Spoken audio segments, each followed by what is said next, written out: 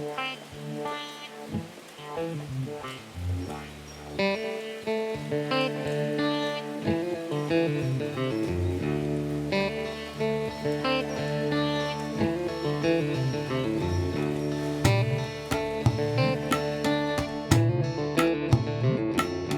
always wanted to build a house that looked like a shoe. And finally, a man who's been a cheerleader over the years said, "Dan, you want to build a house that looks like a cowboy boot?" I thought, well, yeah, that'll work. So I get to build a cowboy boot. He pays all the bills. I get to do whatever I want. That's a good thing.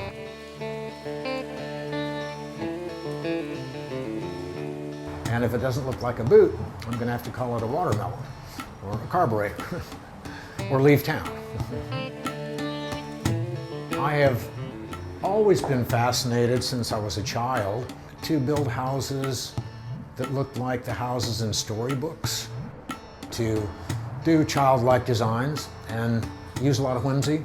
A life without whimsy is certainly a non-life.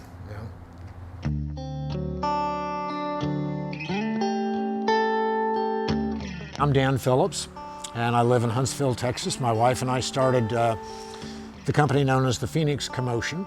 The way I build these houses is the design grows out of the materials that I have. I only hire unskilled workers, and sometimes they arrive on the job site with a PhD. They just don't have any building skills, and they only get minimum wage. So as soon as you get some skills, I push you out the door to a higher paying job and say, next. I target 3 underserved populations. The first is single parents, second is low-income families, and then the third is artists. If I'm building somebody a house, they have no dominion over the design, period. They want the bathroom pink and the closet 6 inches that way. No, sorry, unless you come up with a 5-gallon bucket of pink paint out of the dumpster, you don't get the bathroom pink.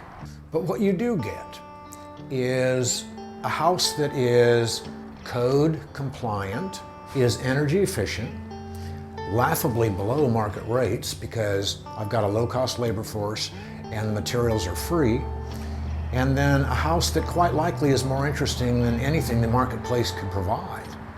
I'm building for about $30 a square foot, maybe $50 a square foot. Standard in this area is $70 to $140.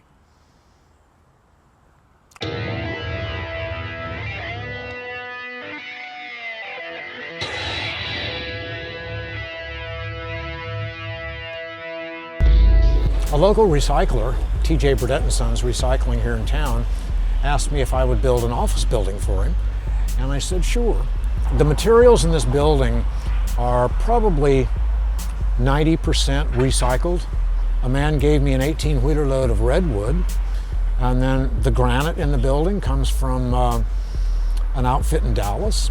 They have damaged returns, and then there are CDs on the ceiling, and highway signs and radiators and everything.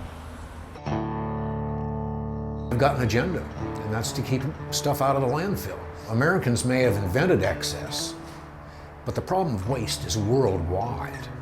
We're in trouble. Annie Leonard said that not 20%, not 40, not 70, but 90% of the consumer goods that we consume are in the landfill within 6 months. We're just denuding the planet. And it's not just all the little tiny habits that we go, well, that won't make any difference, but it's the larger habits. It's the industrial habits.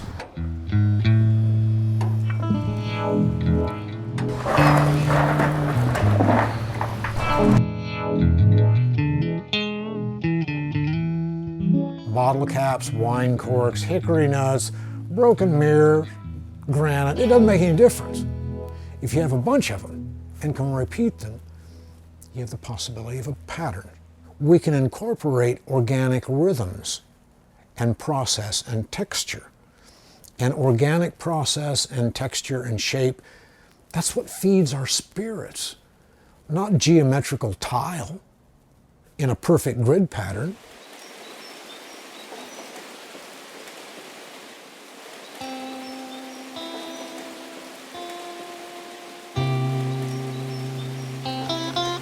Everybody wants to live in a tree, and so we've got a tree house now. We're 35 feet above Town Creek.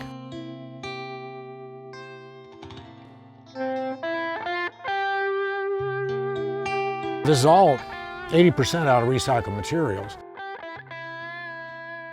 People who get nervous about using salvage material are a victim of a cultural mindset that anything reused is somehow icky and dirty.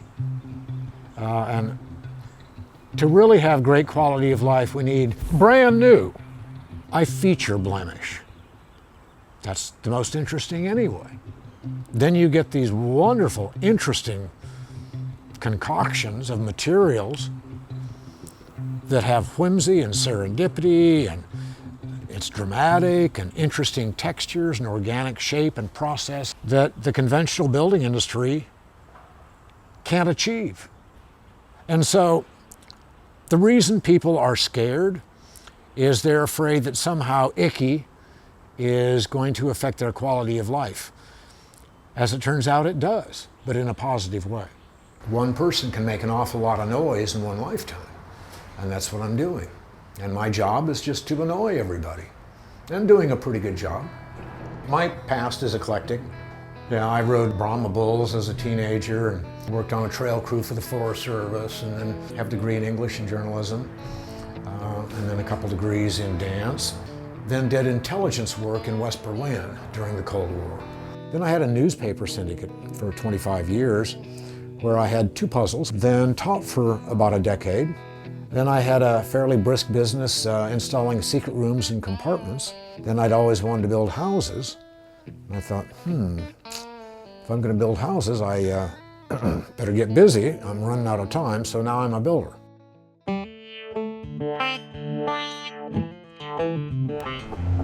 It's a stunning realization that you've provided somebody a house that would have no hope of ever owning a house, ever in their whole lives. That's pretty rejuvenating. I hear from people all over the world. Can you come here and do that for us? No. Trying to start with our own backyard right here in Huntsville, Texas. Yeah. Other people are going to have to clean up their own backyards. And that's how it's done.